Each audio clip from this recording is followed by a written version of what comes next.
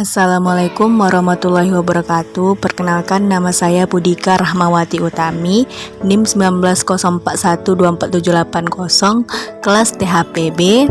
Baiklah, di sini saya akan menjelaskan tentang fungsi laut, yang mana tentang materi bioteknologi. Dosen pengajar yaitu Ibu Santi Wisuda Sidauro STI MSI.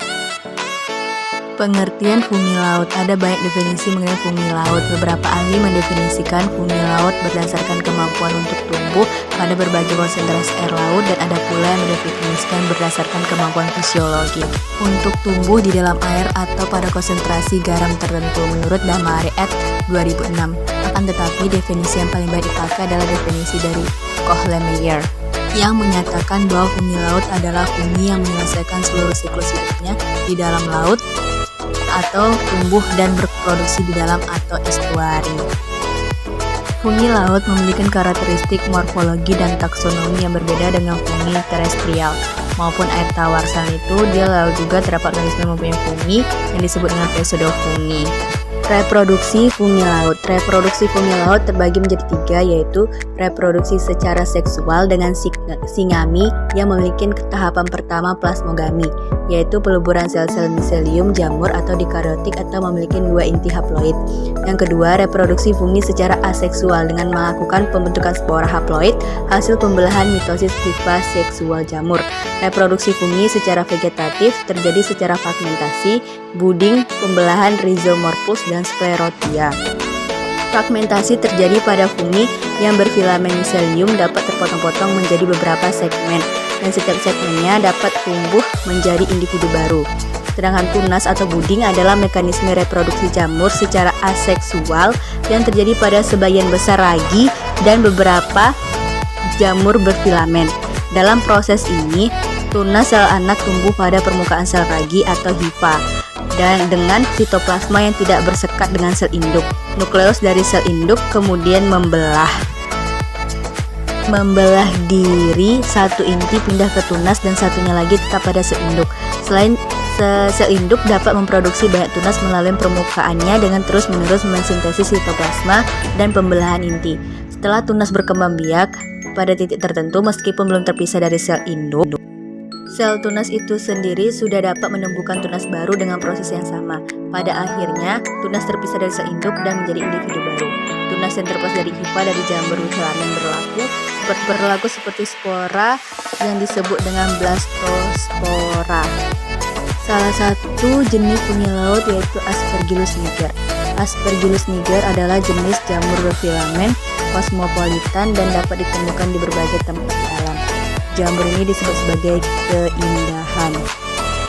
Jamur ini memiliki konidia berasal dari kepala spora yang beradiasi dari pusat struktur menyerupai Aspergillus. Aspergillus terpisah secara genus, namun memiliki kekerabatan yang dekat dengan spesies Penicillium di dalam kingdom fungi, yaitu menurut Prakas Danja 2014. Aspergillus niger tumbuh optimum pada suhu 35-37 derajat Celcius dengan suhu minimum 6-8 derajat Celcius dan suhu maksimum 45-47 derajat Celcius. Ketika berusia muda koloni, Aspergillus niger berwarna putih dan berubah menjadi hitam. Ketika berbentuk conidiospora, kepala conidia atau conidiae berwarna hitam berbentuk bulat menurut Noverita 2009. Klasifikasi Aspergillus niger. Adapun klasifikasi dari Aspergillus niger adalah sebagai berikut menurut Food and Road tahun 1998. Yang pertama, kingdomnya fungi, divisi Eumycetes, kelasnya Deuteromycetes, ordonya Moniales, familinya Moniliaceae, genusnya Aspergillus, dan spesiesnya Aspergillus niger. Peranan Aspergillus niger. Aspergillus niger mempunyai banyak manfaat, seperti memiliki kemampuan untuk memproduksi asam sitrat. Selain itu juga memiliki kemampuan memproduksi enzim amilase, protease, selulase, dan lipase. Aspergillus niger dan Penicillium digetum dimanfaatkan dalam meningkatkan produksi verbenol. Verbenol adalah senyawa makanan yang banyak digunakan pada minuman ringan, sup, daging, sosis, dan es krim menurut Pau 2003. Selain itu juga mempunyai fungsi utama untuk memproses saccharifikasi zat fatty beras. namun beberapa spesies digunakan untuk fermentasi produk-produk tradisional seperti kefir asin, miso atau tauco, dan untuk industri fermentasi seperti industri sake.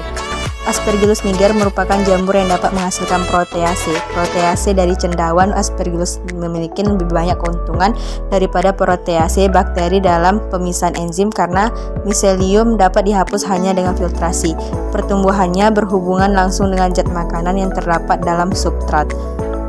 Molekul sederhana yang terdapat di sekeliling hifa dapat langsung diserap, sedangkan molekul yang lebih kompleks harus dipecah dahulu sebelum diserap ke dalam sel, dengan menghasilkan beberapa enzim ekstra seluler seperti protease, amilase, manase, dan galaktosidase.